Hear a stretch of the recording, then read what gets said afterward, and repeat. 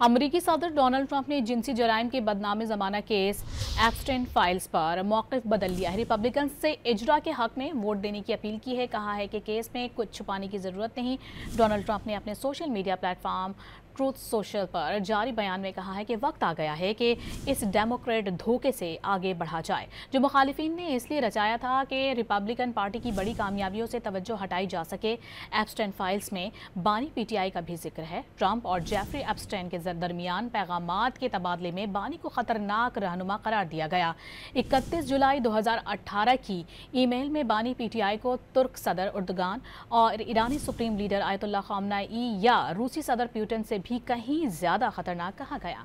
अमरीकी सदर Donald Trump ने जिनसी जराइम के बदनाम ज़माना केस एप्स्टेन फाइल्स पर मौक़िफ़ बदल लिया है। रिपब्लिकन से इजरा के हक में वोट देने की अपील की है। कहा है कि केस में कुछ छुपाने की ज़रूरत नहीं।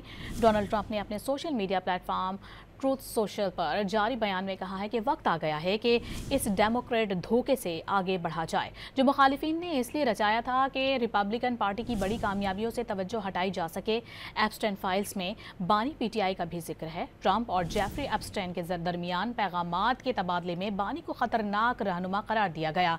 31 जुलाई 2018 की ईमेल में बानी पीटीआई को तुर्क सदर उर्दगान और ईरानी सुप्रीम लीडर आयतुल्लाह खामनेई या रूसी सदर पुतिन से भी कहीं ज्यादा खतरनाक कहा गया।